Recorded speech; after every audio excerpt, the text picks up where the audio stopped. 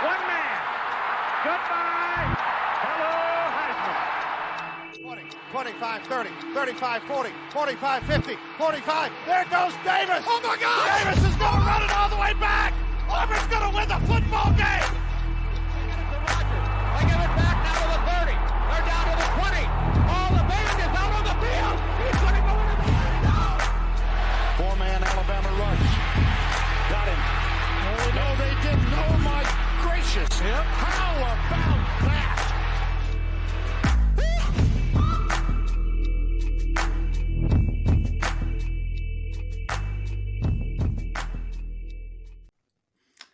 Welcome in, everybody, to another episode of The Three Technique, the podcast at the intersection of the X's and the O's and the Jimmies and Joes.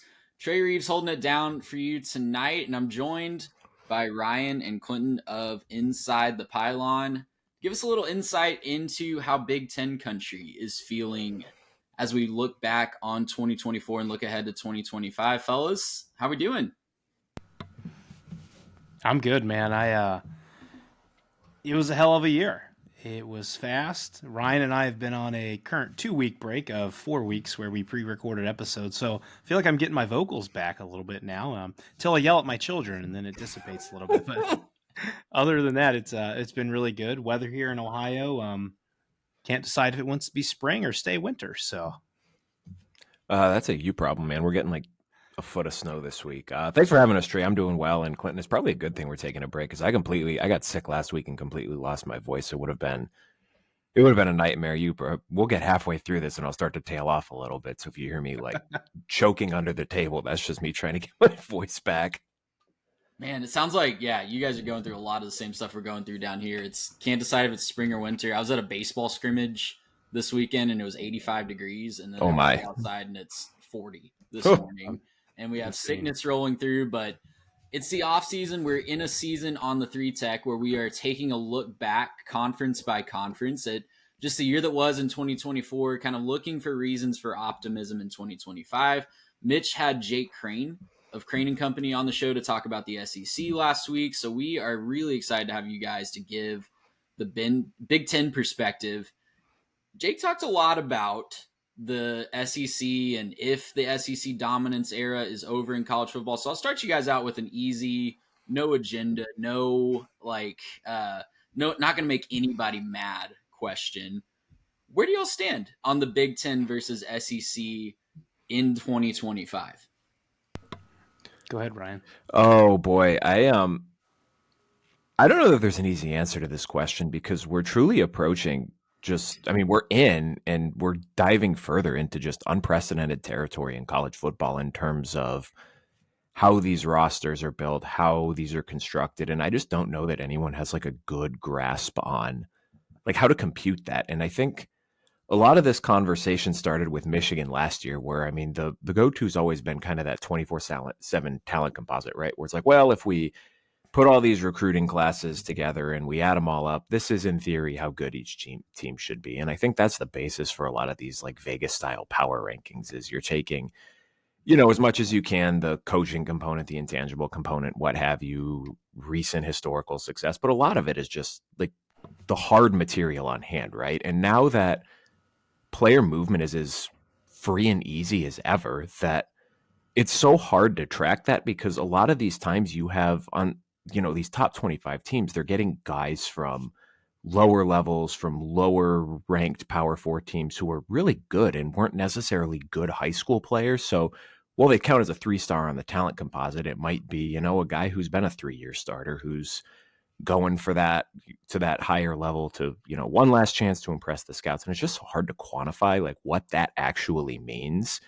And it's how we're getting these weird results, right? Like, I don't think anyone had Indiana making the playoff on their bingo card heading into the year. I don't know that anyone had Illinois. I sure as hell did not have Illinois as a 9-win team on our bingo card heading into the year either. So it's so hard to predict just because you don't even know who's on rosters anymore, right? Like so many kids going into the transfer portals and you show up for spring practice, you look at the roster, it's like, oh, who's this? Where'd he come from? So it's just so hard to say which way it's going. And I mean, like, certainly the proof is in the pudding, right? We have a Big Ten national champion 2 years in a row. We had 3 of the final 4 teams this year were teams playing in the true Midwest of college football.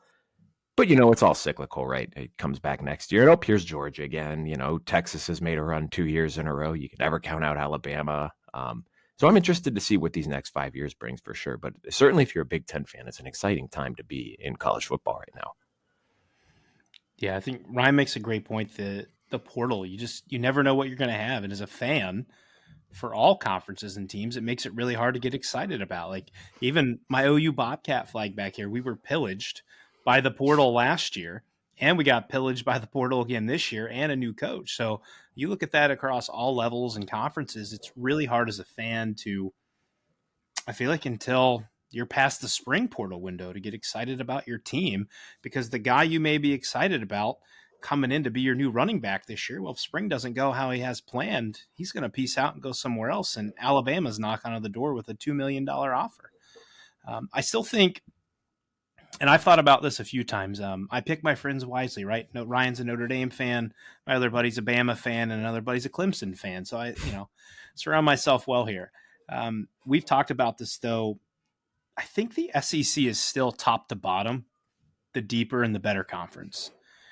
The Big Ten though is the one that's on fire at the top, right? Like you had Michigan, undefeated season. Ohio State, albeit 2 losses, but you saw what Ohio State was supposed to be in that playoff run and be the most dominant team in the country. And now you're looking forward to 2025, and Penn State's trying to recreate that as well. And if they hit that again, like you see your path to what may be the new championship routine, or to get to the championship as a routine every year, is pay your guys to come back, get a few guys in the portal, and then see what happens.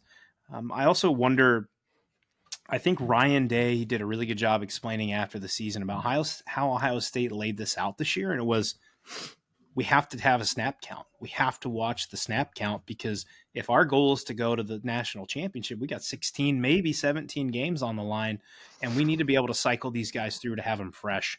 And if you looked at like Judkins and Henderson, who looked to be the 2 most fresh running backs in the playoff this year, it was those 2, the force and the speed that they had. I wonder, Kirby Smart's going to jump right in on that and start implementing that if he already wasn't. Kalen DeBoer is a great coach. So the SEC and other Big Ten teams are going to try to piggyback that. But the key is the depth. Did you have the ability to do that? But for me right now, as much as I love the Big Ten and a Big Ten homer and a Big Ten podcaster, I think the SEC still has the crown from given top to bottom, but the Big Ten is not far behind, and I think it's closer than it's been in a very long time. I think you're absolutely right about that. The gap is almost non-existent at this point. It does seem like we're moving closer and closer to a future where it is truly the Big 2 and Power 2 conferences rather than the Power 4, the Power 5. And I think both of you guys made some good points. The roster building in 2025 is so much different, and following it as a fan is so much different. And I think the Big 10, where they really have a leg up on the SEC right now, is just the continuity factor. Yes, they brought in a lot of new schools that are trying to figure things out, and the travel element in the Big Ten is definitely something that's a bigger thing to figure out for coaches than it is in the SEC, where it's a little bit more regional. But from a continuity standpoint, Ryan Day's been there for a long time. James Franklin's been there for a long time. You look at the powers of the SEC. Sherrone Moore even has been at Michigan for a long time, even if he hasn't been a head coach. You look at the SEC, Kirby Smart's been there for a long time, but Kalen DeBoer is entering year 2. Lane Kiffin's been there for a while, but kind of seems like he's hit a ceiling at Ole Miss of what he can potentially do there. Steve Sarkisian's, I think, in year 4 now at Texas, or you're going into year 5, but first year in a new conference. So just a lot of change and a lot of things to figure out in the SEC. And with all the craziness of college football, it does seem like the Big Ten benefited from that continuity from some more steady hands that have been in place for quite some time. Well, and you have to think too about how like the median team in each conference is constructed. For the longest time, you never, like, Ohio State's been the class of the Big Ten since Urban Meyer started there. Like, he revolutionized how a Big Ten roster is built. He brought that SEC roster building up north. And I don't know that you could argue maybe some aspect of Michigan over the last 3 months of the season is starting to implement that a little bit. But traditionally, there was no one else in the Big Ten who really followed suit with that. It was more so just, hey, we're going to scout our areas. We're going to count on our guys finding some diamonds in the rough, and we're going to count on building up our roster that way. And because of that, it just feels like as a conference as a whole, the Big Ten, top to bottom, there's just a lot more patience with the administrations, which allows for that continuity to stick around. Whereas you look at like the SEC, where it's, any given year in the top 25 of the 24/7 composite recruiting rankings, you probably have like 11 SEC teams in there. You have a lot more teams down south who are recruiting on a level to potentially compete for a national title than the Big Ten does. Plus, you had the boogeyman there in Nick Saban for the longest time, who everyone was just chasing. Like, what success looks like. Like, how many coaches did Auburn fire just because they weren't Nick Saban?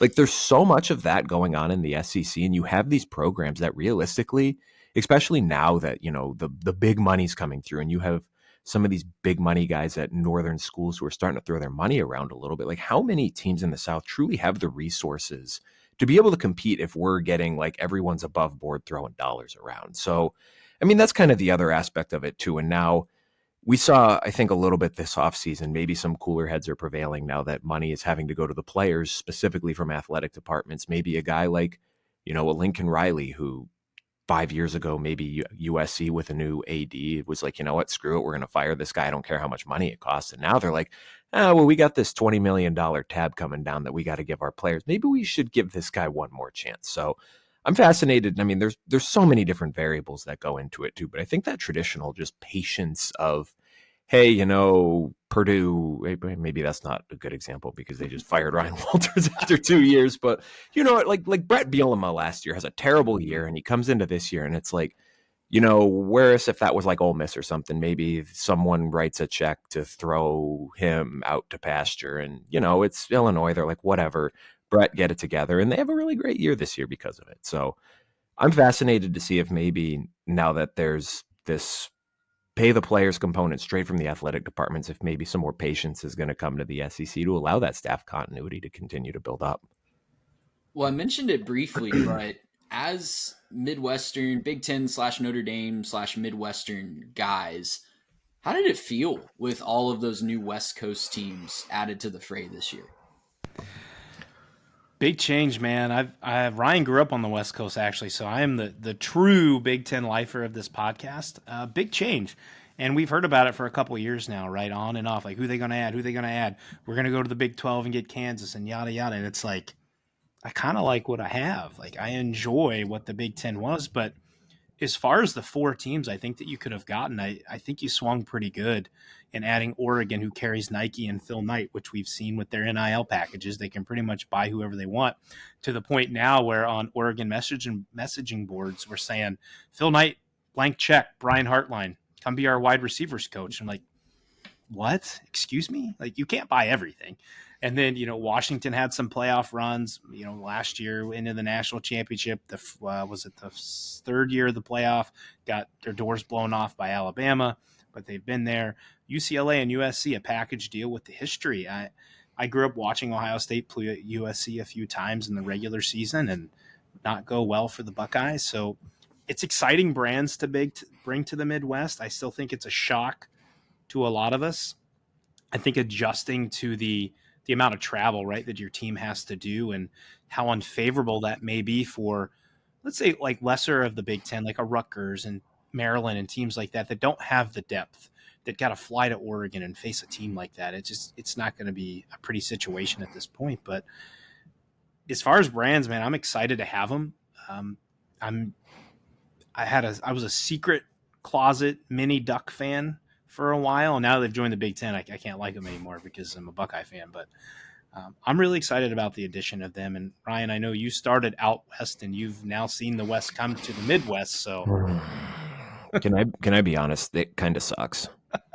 I just and maybe this is an old man yells at cloud thing where it's like, change is happening, stupid, just embrace it or get out. But growing up with college football being such a regional sport, losing that regionality of it for the sake of just making better game. Well, let's be honest, it's for better rated games to make more money for television partners. That's the reason why this is happening. And the first year was really cool, right? Like, Oregon's in the big house. They're making a late November trip to Camp Randall, and Michigan's playing out in Seattle.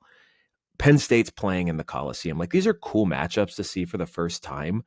I would much rather see them as like a beginning of the year, like Big Ten, Pac-12 challenge or something like that. And it's just like I'm approaching this from the angle of the Notre Dame fan who spent the last 10 years watching his team play garbage ACC teams as part of a scheduling agreement that I just have like no. Like, I don't care about Virginia. I don't care about Wake Forest or NC State or UNC. It's like, sure, some of these teams have been capable of rising up and giving a good game or having a good season. And it's at the first couple times it happens, like, cool, that's a compelling matchup. And then you get 7, 8, 9 years into it, and it's like, I just don't care about any of these teams. When I'm growing up and they're playing Michigan State every year, Purdue every year, Michigan every year, you have these rivalries that you grow up on. And now they just don't really exist anymore. Like, think about the sport as a whole, man. Like, we went, 10 years, 12 years without Texas A&M because of petty conference affiliation things. And we lost Bedlam now, and we might be losing the Apple Cup and the Civil War and all these other things that are just going by the wayside for the name of, television conferences. And it's just kind of sucky. And I mean, you know what? I really enjoyed the games this year, so maybe that makes me a little bit of a hypocrite. But I think we're going to get like 10 years down the line when it's the AFC and the NFC of college football, and everyone's like, man, I really miss those days when I could, stay up until 10:30 and watch Washington State and Oregon State play a 52-49 shootout, and it means something. And now it's just, there's two independent programs that don't really mean anything in the grand scheme. Who cares? I'm right there with you. And, coming from a school, like I went to Texas A&M, we were one of the schools that spearheaded the first round of realignment 10, 15 years ago, right? And that one felt a little different because moving to the SEC, we had some historical ties with the LSUs and Arkansas of the world. Mm-hmm.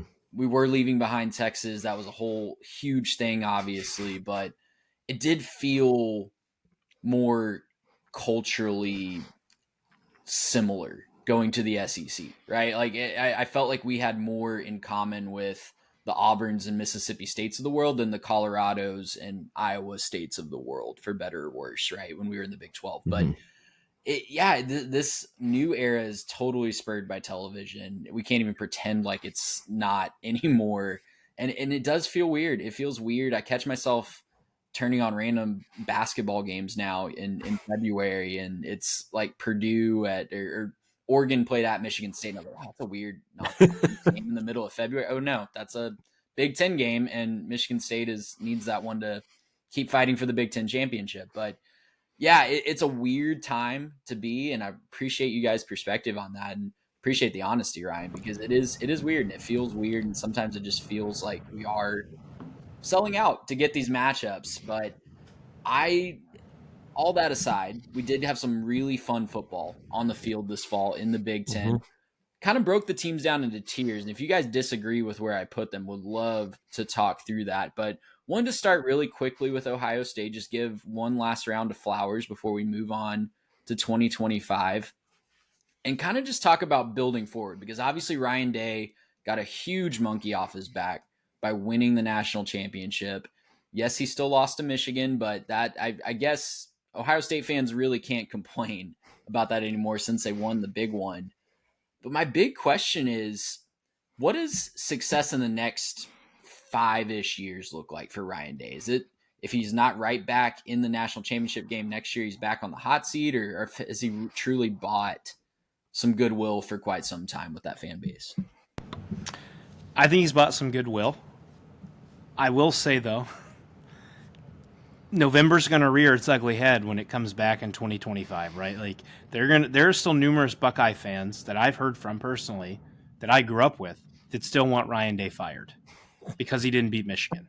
Because for some reason, to quote Kirk Herbstreit, the lunatic fringe has to have the Michigan, and it's greater than the Natty. And I'm like, what are you talking about? Look at all the money that brings your school. And so I think next 5 years for Ryan Day, I think you need to be consistent, right? You need to get the Michigan monkey off your back, and I think that buys you even more time. But the national championship, I think, buys you essentially a 5-ish year window. You need to be in the playoff. It's a 12 team. We know we're about to go to 14 or potentially even 16 by 2026, 2027. So you've got to consistently make it. And teams like the tier of Ohio State and the Georgias, 3 losses with a 14, 16 team playoff, you're never going to miss. Ryan and I have talked about that a ton.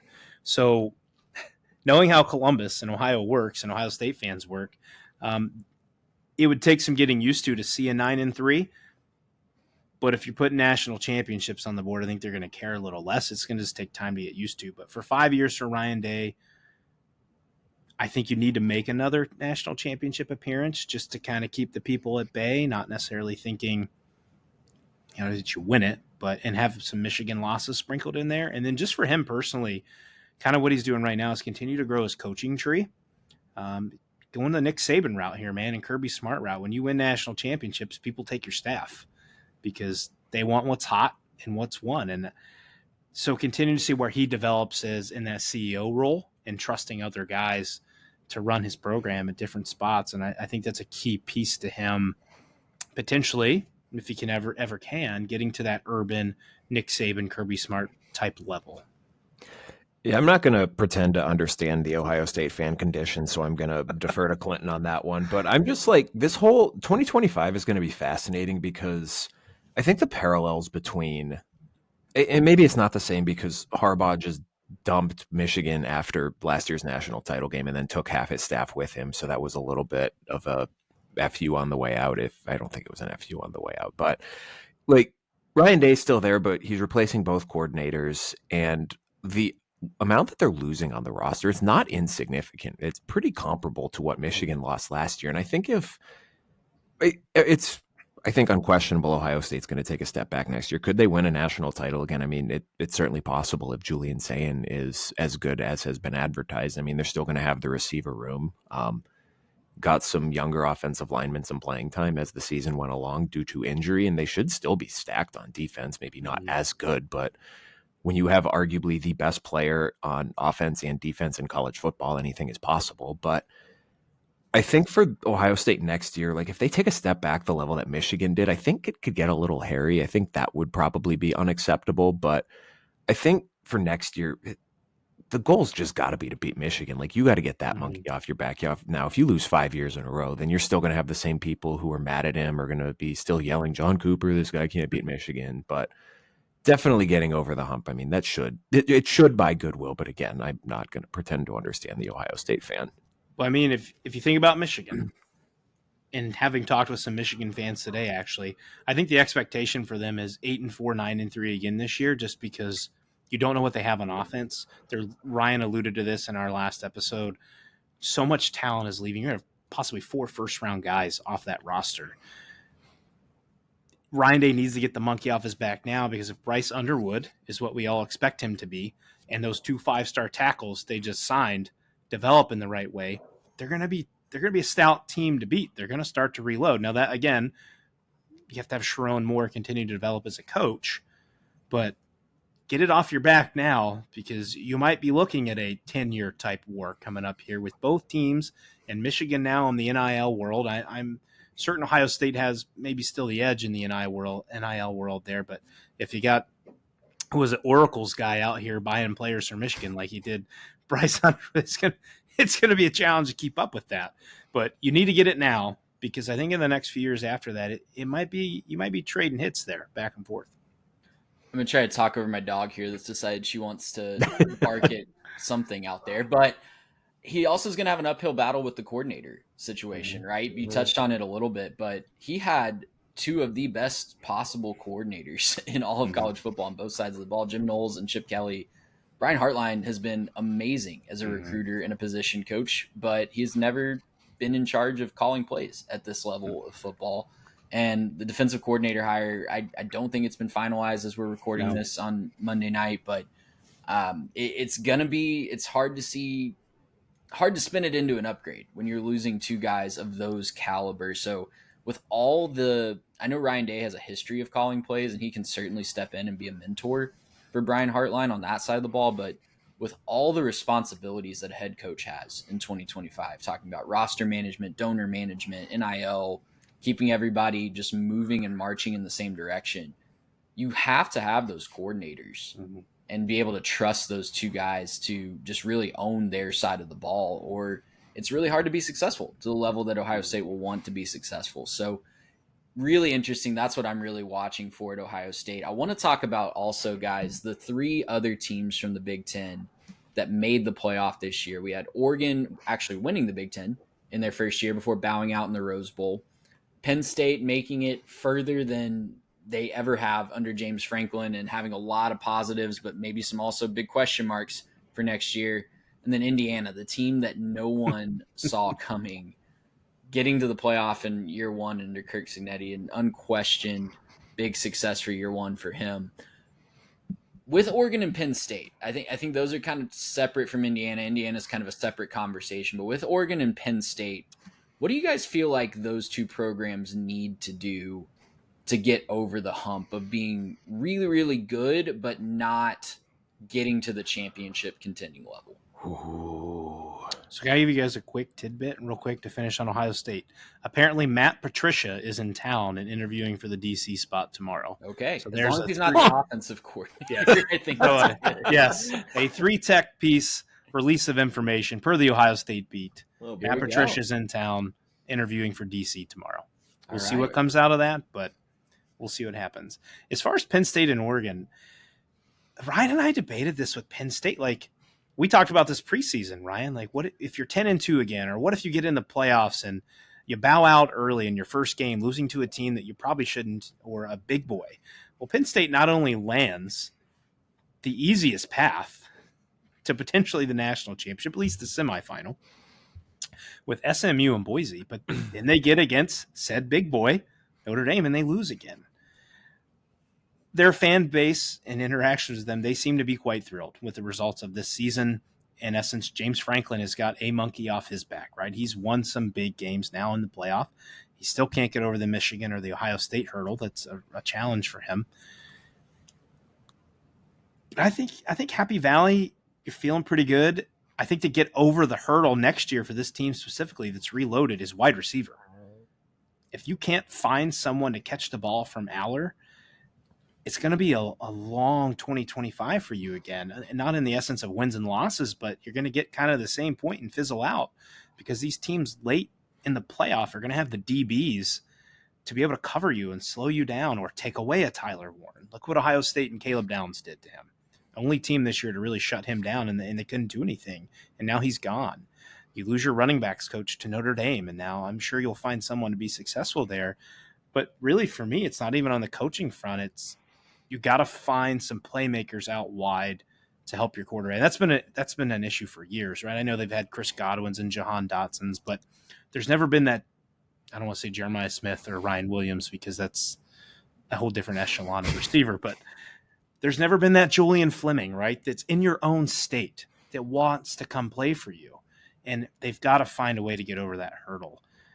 For Oregon, for me, I think you were about as successful as you could have expected in year 1 in the Big Ten. And coming in undefeated, you win the Big Ten championship. Now your postseason play needs to improve. And we've kind of seen that with Dan Lanning before, with the rematch with Washington last year in the Pac-12 championship the last year, and he lost it.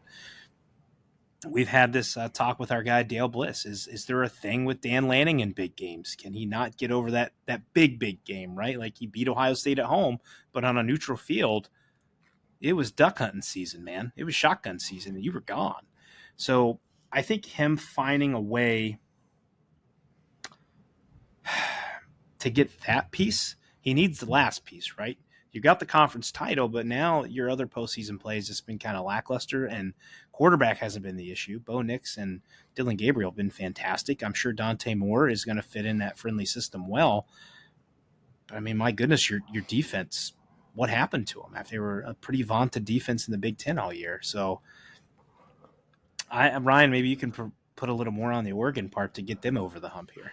No, I think like for these two, it's almost like two separate equations that we have to undertake here. Because I think for Oregon, it's going to happen if Dan Lanning continues to surround himself with the type of staff that he is and he continues to recruit at the level that he has. Mm-hmm. Ryan Day's had an incredible roster his entire tenure at Ohio State, and he just won his first national title. Sometimes you just, the more cracks at the can you get, then the more likely it's going to happen. I think Oregon, it's kind of an if, or it's like a when, not if, for Oregon at this point. And I don't know, maybe 3 years down the road that proves not to be true. But I feel a lot more confident in Oregon necessarily than I do Penn State, because for like Penn State for me feels like the last like 2 years of Brian Kelly at Notre Dame. It's just kind of like, is it gonna happen? Like you have to, it almost feels like they have to do something drastically different than what they've been doing to get over the hump. And maybe it is, throwing a buttload of money at a no doubt about it number one wide receiver to have that dude out wide who you can just go to. Like, it's 3rd and 11. You have the national title on the line. We're just going to throw it up to Jeremiah Smith and trust that he's going to make a play. Like, Penn State doesn't have that. And when they've had guys like that, it's been around teams that are just overall not as good, I guess. I don't know. But like this year for Penn State, 2025 kind of feels like a, if not now, is it ever going to happen for them? Because everything's aligning. Like, you got both of your you got your offensive coordinator back. You arguably upgraded at defensive coordinator. You should still have a ton on defense, even though you're losing Abdul Carter. You're bringing back, I mean, I guess you're not bringing back any of your wide receivers. I don't know if that's a good thing or a bad thing, but I mean, your quarterback's coming back. Your 2 running backs are coming back. In theory, you should have a pretty good offense, but losing the tight end, you're all do everything kind of guy. And, you got a couple guys in the portal, but you're having to rebuild that entire room. And it just feels like if they don't do something there, I feel like it's just going to be all this bluster for nothing, just because you can have a great defense, you can have a great running game, but if you can't throw the ball, we saw what happened against Notre Dame. Like, no catches by a wide receiver, and it probably cost them that game because they had that like in the bag in the first half. And eventually Notre Dame figured out how to slow down the running game, and they couldn't pivot to the pass. And that's just going to kind of be something that they're going to continue to run into in the playoff, because you're facing great defenses who are capable of shutting you down. I don't know, man. I think it's like we're at that point with James Franklin. What are we, 10, 11 years into it? It's like, I don't know what more can be done at this point other than you just got to get the breaks one year. Yeah, and I think investing in the elite wide receiver is going to be key too, because if I'm a Penn State fan, I'm way more okay with how they lost to Oregon in the Big Ten championship. Mm-hmm. I'm cool with finding new ways to lose if I'm a Penn State fan, but I'm really tired of it really being the same script every single time we play an Ohio State, a Michigan, a Notre Dame in the semifinal this year, where it's, yeah, we really can't move the ball where it counts, and we don't have that game-breaking player to make the defense on the other side respect our passing game. It's really tough to win in 2025 when you don't have either a game-changing quarterback, and Drew Aller's fine. I think he is far more than just serviceable as a college football quarterback, but you either have to have the game-breaking all-American quarterback, or you have to have the receivers that can make a less than stellar quarterback look even better, right? And Ohio State kind of got almost there with Kyle McCord because of the receiver play that they had. So not having either of those is really going to hold Penn State back in my mind. But still, even in the Big Ten, I wouldn't be shocked if they're back in the championship game next year with what Ohio State's having to replace, with what Michigan's still trying to get going, with likely a freshman quarterback. But it would not shock me at all if they're right there playing for a bye. With Oregon, I really think that they were at least the first or second best team in this college football playoff field, and they got kind of hosed by the way that we set up this seeding. We really saw what probably should have been the national championship game, or at least a semifinal game in the Rose Bowl, in my mind. And that's kind of a shame. I hope we get that fixed as we move forward into this playoff format. Want to talk real quickly about Indiana, guys, and just get y'all's pulse on that program. I know it's a feel-good story. It's always hard for those teams to move from a one-year feel-good story to actually having legitimate staying power, though. Do you see that path being there for Kurt Cignetti, or is he always going to be, by nature of being at Indiana, kind of fighting for 7-8 wins and then hoping the schedule breaks away like it did this year to take that next step? I worry that Indiana could go Florida State-esque, not in the way that they only win one game, right? But you live by the portal, you die by the portal. Now, they did a great job bringing Kamara back. They got Omar Cooper back. They got Waffle House Elijah Surratt back this year. So the pieces are there. Cignetti has proven himself at every single level to be a successful coach. I don't know as much about Mike Norvell to know what he has done at lower levels, but Cignetti is truthful when he says, Google me, I win. He also punts, but Google me, I win. And he wins everywhere he goes. And he walks into a year with an extremely favorable schedule and gets an 11-1 regular season. And their only 2 losses are to the national champion and the national runner-up. That's quite the thing to have to follow up next year when your schedule gets tougher. Curtis Rourke is also a fantastic quarterback. Ken Mendoza have something similar to that.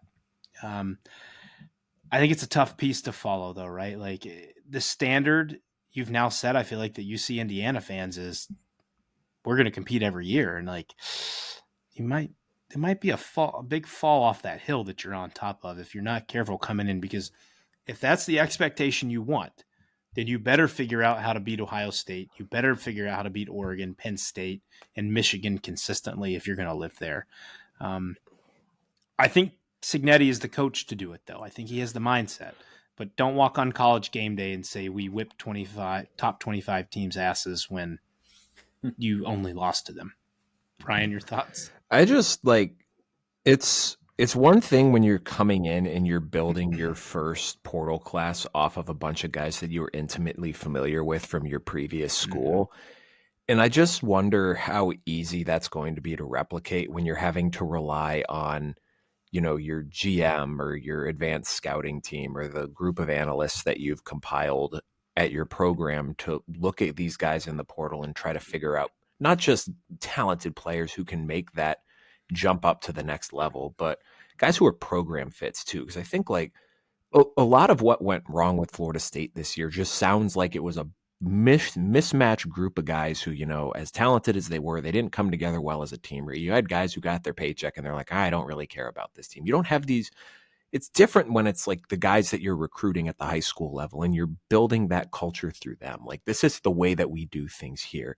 And if you're constantly, clown carring in a bunch of people every year, it's just, you get this mercenary attitude about your program where if things aren't going great, then everything just falls apart because guys just don't know, hey, this is what the culture is. They just come in, they're like, well, I came here to win and we're not going to win, so I'm just going to kind of dog it the rest of the year or whatever. But I mean, they have a good portal class. I think to kind of maintain that staying power, they're going to have to do a little better than 47, 48 in the high school recruiting rank or whatever they were this year. And I think that'll come in time. The longer that he's there, the more that he's able to show like, hey, you know what? We weren't just a one-hit wonder. Maybe we're not 11-1 every year, but we're consistently winning 8-9 games a year. And I think Indiana fans initially are going to take that. I mean, what was their program record for wins before this year? Is it 9 wins?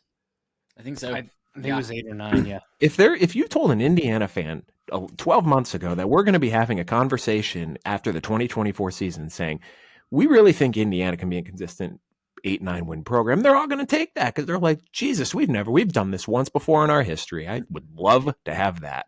So I think he's certain I like some of the guys that they've brought in without doing kind of like a whole deep dive on the class. But I think for them to maintain that staying power, it's going to have to start with maybe getting a couple of difference makers at the high school level and going from there. Mm-hmm.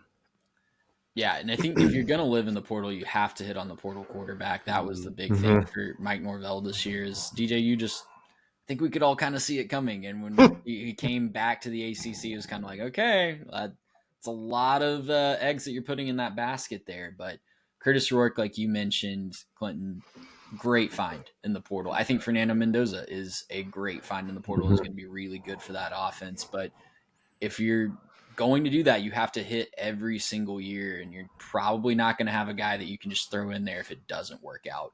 See Florida State. So that's going to be a big key for him too. Guys, there's 4 teams that I've seen thrown around already next year. They had varying results this year. I'd say all of them were positive, especially towards the end of the season. And all 4 of them, because of those positive ends to the season, have started to be thrown around in the top 20, top 15, top 10 even in some way too early polls this year. So I'm going to give you 4 teams. And I want you guys to tell me if you had to place a futures bet or just buy stock right now in these 4 teams, who are you doing it with? We've got Illinois, Michigan, Nebraska, and Minnesota. That's a doozy. Illinois has been as high as like number 6 in some preseason top 10, some way too early top 25s. I think my skepticism with Illinois for next year is didn't they lose both Franklin and Bryant? Or am I making that up? Like I think that's a piece that a lot of people are overlooking. I know they're bringing a lot back, but having to replace 2 game-breaking wide receivers it's kind of hard to do. And it's not like we're talking about Ohio State's receiver room here where it's just next man up. Like, this is Illinois, guys. Like, I'm not intimately familiar with their roster to be like, oh my gosh, look for this guy. He's going to be great. But I think there should be a little bit more skepticism with how they've kind of produced or lack thereof receiver production over the last 5 to 10 years or so. So, I mean, if they do find that, I think they certainly have the pieces. They have the quarterback. Their offensive line should be really good next year. I think they're bringing back their top 3 rushers, and they're bringing back a ton on defense too. So I understand why people are high on Illinois. I don't know if I'm ready to sit here and say this is a playoff team. I would like to see what the kind of the bodies that they have out wide look like. But I think if we're talking about a team that's going to do the Indiana kind of come from nowhere and make a playoff run, I think I would go Nebraska. You have the quarterback. He has the pedigree. You have to think he's going to take a big step forward next year. And I really love the receivers that they brought in. Like, they have given him some legitimate weapons. And the defense, I mean, you lose your defensive coordinator, you're losing some guys on that defense. Maybe that takes a bit of a step back. But I do think that their offense, especially with Holgorsen having already been in that building now, assuming the offensive coordinator reigns for next year, I think that offense has potential to take a big step forward next year. Well, to not be redundant, I think Ryan is a wise pick with Nebraska. I think for long term, my bet would probably be Michigan, right? With what we talked about with Underwood, the tackles there. If you want something for 2025, I like Illinois a ton. I wonder if all this hype is something that you just buy a little too much in on yourself. And I don't know, Brett Bielema was a really good coach. I'm sure he can find his way around that. Ryan already mentioned the receivers that are gone that were very beneficial. You do get Altmaier back. They play really good defense. You get Ohio State in Champaign. As a Buckeye fan, that breaks me. 2007, Juice Williams knocked off the undefeated Jim Tressel-led Ohio State Buckeyes. So, I have a little fear and hesitancy going back to that Illabuck game there. But I'm pushing it a little forward. I don't know if I'm going to say playoff-esque, but maybe a 10-win. So I'm looking at Minnesota. And I have their schedule pulled up right now, and some people have talked about it a little bit, but you start with Buffalo, Northwestern State, at Cal, who no longer has Mendoza. I know they have Devin Brown now. Then you get Rutgers. I think that's a winnable game. That's home. You go to Ohio State, so we're going to say that's a loss. Purdue, what's Purdue going to be? They're still laying on the doormat. You're going to have to fight one with Nebraska, but you get them at home. At Iowa could be tough. We'll see if Iowa's defense kind of gets back to where they need to be versus can the offense keep progressing. Michigan State, we saw it with Aiden Childs this year. It's a roller coaster ride. You don't know what you're going to get there. At Oregon's going to be stout. So that's, let's say, your second loss. But at Northwestern, and you draw Wisconsin at home. And as much as I love Luke Fickell, I don't know where Wisconsin is. They have 2 viable quarterbacks in the room this year to fight it out to get the starting spot. But I could see a 9-3, 10-2 at best season for Minnesota. Dear God, if they pull off an upset at Ohio State or at Oregon, that would be mind-boggling. But outside of those 2 games, every game is winnable. They've got to hit on quarterback again. I'm blanking on the young man's name, but he's coming from, I believe, South Dakota State. He's a pretty prolific passer. You got to get going a little faster than Brosmer did this year. And Ryan and I had a live show going on during the North Carolina game, and I think I'd rather watch paint dry than tune into that game. You have to keep Darius Taylor healthy. You're losing your defensive coordinator, so that's a big change. But Fleck's a consistent coach. I like what Minnesota has compared to a favorable schedule for 2025. They hit 8 wins last year, and their over-under was 5.5. So if you're going to walk in this year and tell me they're 6.5, I'm going to take the over on that and say 9 wins probably. You're looking, there's in these mega conferences, there's always going to be a team or two that you can find a path schedule-wise. And I think you guys hit the 2 of them. Nebraska has a favorable schedule as well. You guys are speaking my language, hyping up the Cornhuskers. I've been wanting them to return to prominence for quite some time. Yeah, and I love what they've got going on. I've always loved Matt Rule as a coach too. I think he's a great fit for Nebraska. They've really started to open up the Texas pipeline just a little bit too. It's starting to crack back open just a little bit, and that's really what got them going in some of their Big 12 days, is getting some talent that maybe some of the bigger names in Texas overlooked, and they're starting to show up with some of those guys, especially in the Metroplex again. So look out for Nebraska. That's who I would put the money on as well. Guys, I have a tier with Iowa, Rutgers, and Northwestern that I just named Iowa, Rutgers, and Northwestern.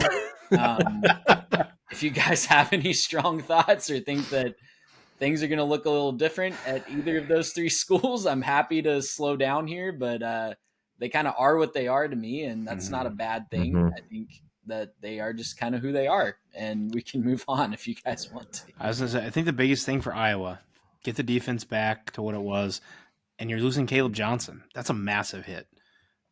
Outside of Genty, even in the argument with Genty, best running back in the country this year, only shut down, I believe, by Ohio State, essentially, outside of one run. Like, that's your whole offense you've lost. Talk about another team that doesn't produce wide receivers. Tight ends, absolutely. Wide receivers, I don't know.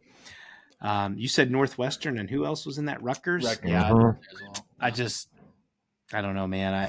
I don't have much to say for them. Maybe Ethan Kaliak-Manis in his 6th year can work some Scarlet Knight magic, but other than that, I mean, Monangai's gone. Talk about another running back that's gone out of the Big Ten, ton to replace. And Northwestern, I'm just looking forward to seeing your stadium by the lake again. I think I talked myself into Rutgers being that surprise 9-win team this year because of this schedule, and they did not do that. And now I don't ever want to talk about Rutgers again until they show that they deserve to be talked about. So I'm with you. We could just skip these teams. Yeah, again, not bad. They are who they are, and Rutgers making bowls consistently is a huge win for Greg Schiano. But Iowa, yeah, just feels like they've kind of hit the plateau. They had an offense this year. That was fun, but can't have an offense without the defense if you're going to be Iowa and expect to win a ton of games. Guys, we'll have 2 more tiers here, and I'll get you out of here. One is a positive, had some signs of optimism, and one we're just going to end with the hot seat talk with 3 more schools. But I want to talk about just some early tenure coaches for going into their second year, most of them, other than Barry Odom at Purdue, but just kind of looking for optimism at Washington, UCLA, Michigan State, and Purdue. Me personally, I'm really high on Jonathan Smith. I loved the job that he did at Oregon State, and I saw a lot of positive things in his first year at Michigan State, pulling a program that was just really down in the dumps, out of that gutter, and starting to build from the ground back up. But would love just some reasons for optimism for those teams. If you guys want to look back at 2024 or just like find what you saw there. Michigan State, your optimism is Aiden Childs and getting a more steady incline roller coaster versus the up and down. His turnover-worthy plays are some of the highest in the country at one point during the season. If not, he probably led the country in turnovers at some point during this season. Nick Marsh, Ryan's guy, out wide is another nice piece to have there. And in Michigan State, they always play defense. They've got a great fan base. I think Aiden Childs is your optimism. Washington, I'm going quarterback again. Damon Williams, your optimism. He's got legs. He's got an arm. They've got pieces around him. Talk about, was it Omari Evans, a Penn State cast-off, now in Washington, to see what they have there.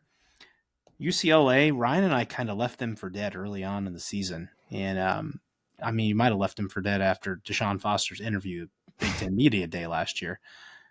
But they had some grit, man. They showed some fight and some grit. And they got worked a few times, but they had some one-score games that they hung around in, and they fought hard. And that's a way to build some momentum coming into the next season. And I like what Foster has. I like that he's a UCLA grad and has been there. He can lead the team. He can speak to what it's like to be a Bruin. They have money in LA, kind of figure it out. And in Purdue, I think it's going to be tough for Odom to get him off the doormat, man. They had so much leave. Thienemann's gone. Max Clare's gone. You name it, they're gone. Fun environment. Ryan and I did a travel game there this year. It was really fun. Outside of that, I think Purdue's at the bottom of the Big Ten again this year. Oh boy, I think So we talked about this, I guess it was this week's episode now, that when we were kind of talking our power rankings for teams heading into next year, and we kind of had the tier that was like, who's going to be that Indiana team if there's going to be an Indiana team? And I know like everyone's talking about Illinois, but like when I think of the Indiana, I'm thinking like team that was just an afterthought the previous year, that had no hype whatsoever going into the year, that comes out of nowhere to make a run. And my pick for that was Washington. Like, if you look, like, they got Damon Williams a little bit more playing time as the year went along, and I think he's a really good fit for that Jed Fish offense. But with you look at what else they have coming back on offense, Jonah Coleman might be one of the best running backs in the conference, and Denzel Boston is probably one of the best wide receivers in the conference. And you don't have to worry about your coach going to Florida now because Billy Napier's safe. So there's a lot. I think things are looking up in Washington. I mean, it's a program that's made a playoff run under two separate coaches. So you know it can happen there. Jed Fish is a really good coach. So that's kind of my optimism for Washington. Is it was a tough build last year. He got dealt a tough hand. I think, like, I mean, they still went 6-6 and they lost pretty much their entire team from the previous season. That's very difficult to do. I don't know. I like Jonathan Smith as a coach, but I was kind of disappointed with Aiden Childs as the season went along. I thought that there would be a little bit more growth from him, and maybe it comes in spring ball now that he's had a whole season of game tape that he can kind of diagnose and figure out what went wrong. But I thought that we would have seen a little bit more from him. But I mean, they got a good portal class coming in, and it seems like they have the support there within the administration to kind of push forward. But I'm with Clinton on Purdue. It's just, that's 2 off seasons in a row where anything worth a damn on their roster was pillaged by the transfer portal. And Barry Odom's a good coach, but that's going to be a tough build, and they're going to have to give him some leeway there to let that come up. Who was the 4th team we had here? UCLA. I mean, they played hard all year, man. Like that after that first game against Hawaii, when they just looked awful, and we're sitting there and we're thinking, this team's going to win one game this year. That's where we were at too. We thought 1-11 is probably what we're looking at. And then I don't remember who they played the week after that, but then they had early season game against Indiana. And I think this was before like everyone had started to realize, okay, Indiana's pretty good, but Indiana beat the crap out of them in the Rose Bowl. And it's like, okay, this is going to be bad this year. And I think the next week they played LSU maybe, and that game was close for a lot longer than I thought it would be. They played Penn State pretty close, and then they started winning some games, and they finished 5-7.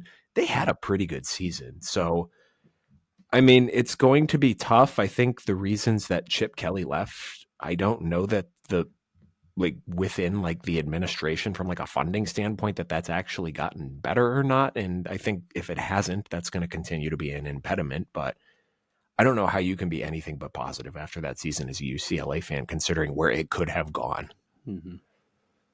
Well, let's go across town to finish up here. And if I set the over-under, get maybe some cathartic takes on the way out. If I set the over-under at 1.5 over of these last 3 guys, 1.5 firings at these last 3 schools next year, would you take the over and under? I'm talking about USC with Lincoln Riley, Wisconsin with Luke Fickell, and Maryland with Mike Locksley.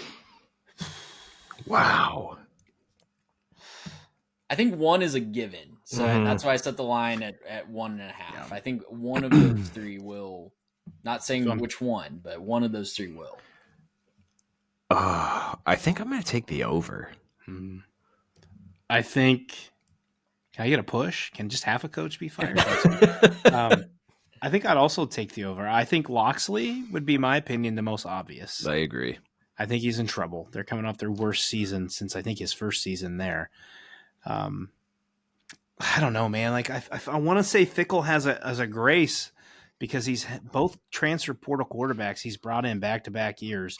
Mordecai injured, and then Tyler Van Dyke, out for the season, like against Bama, and you don't know what the season could have been. They if they have a quarterback this year, they knock off Penn State and Oregon. They beat them both.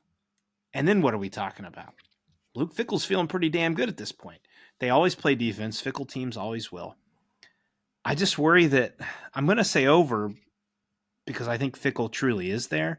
I think Lincoln Riley's buyout might be too big if he stinks to get him out of there. And just the fact that how good he is with quarterbacks, I don't know what's going to happen with Maeva, but if he's got something in the pipeline to come through, we know what he does with quarterbacks. We know what his system looks like. I don't know. They're bringing in Rob Ryan. I don't know, all these other dudes that try to do something. I give him the props. He's making the change that I don't feel like he did at Oklahoma, but I would say over 1.5, and it being Fickle and Loxley probably on the hotter seats. Yeah, I feel like if Lincoln Riley's buyout was not a thing, he might have gotten fired this year. I have nothing to base that on other than my own personal speculation. But if they go 7-5 again next year, like it's not because it's not the AD who hired him anymore. They're at that stage of his tenure where they're just throwing money around to bring in names and people to try to do something different. Like they tripled Notre Dame's GM salary to come in, and this is a guy who got the promotion to GM last year, and by all accounts wasn't the best at. Like his recruiting is really good. Can he be a GM? Maybe, maybe not. Has Rob Ryan done anything notable in 10 years? I don't know. It's just like the whole vibe with USC just feels so weird that you bring this guy in and you're a pulled hamstring in the Pac-12 title game away from playing in the playoff in your first season. And then they start 6-0 the year after, and they've gone, God, you're going to make me do math now. Since then, they've gone, 7-12 since then or something like that? That's just not great. That's not great at all. And now we're talking about them playing in the Big Ten. It's not the Pac-12 anymore. It just feels like if there's not a big step forward there, a sign of progress, that becomes an untenable situation. Money be damned. I don't know what to make of Fickle. I feel like I'm kind of like baking Loxley's getting fired into this equation.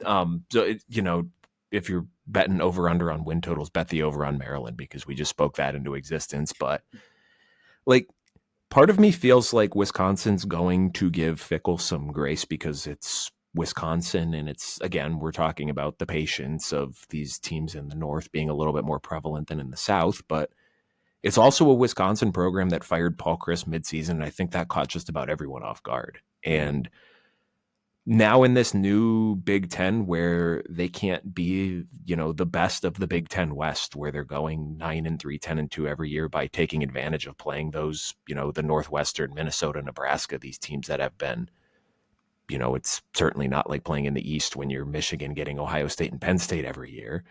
And now you have these more what potentially could be unbalanced schedules. I think that, I don't know if we want to call it a reckoning, but I think Wisconsin might be getting to a point where they're having to have some uncomfortable internal conversations about what their place is in this new look Big Ten if they don't take a big step forward this year.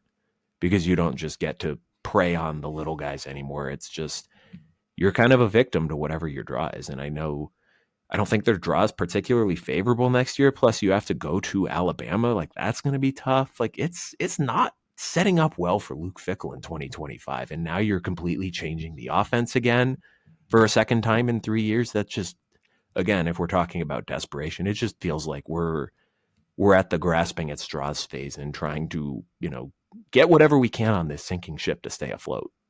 You hit on exactly what I was going to say there at the end. Is I just don't know what Wisconsin's identity is. Mm-hmm. You're right. Luke Fickell's always going to play defense, but I couldn't tell you when they were in their heyday, when they had things going 10, 15 years ago, you knew exactly what you were going to get from Wisconsin, and nobody could stop it, right? Mm-hmm. And year after year, they'd have a new running back that was going to push for 2,000 yards, and you knew exactly what they were going to do.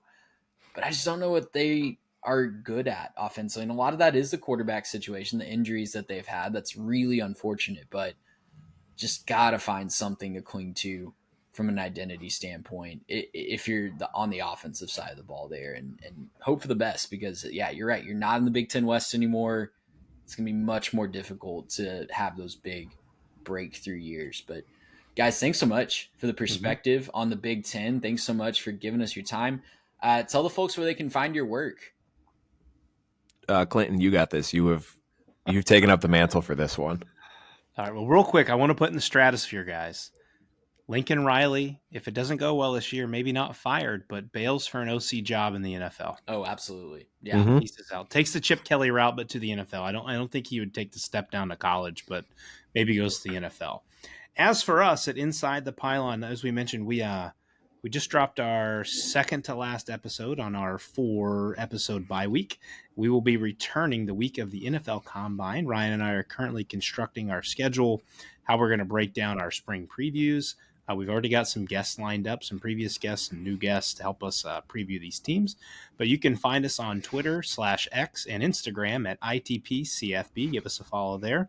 You can also find us both shorts, videos, our live episodes, all on YouTube. You can also search ITPCFB there.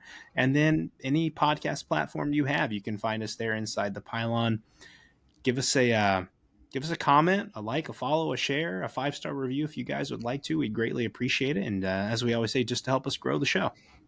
Absolutely. And you guys are doing fantastic work. Thanks so much again for jumping on. For these guys over there at Inside the Pylon and for our guys at the 3 Technique, I'm Trey Reeves. We'll see you guys next time. Gracious him. How about that?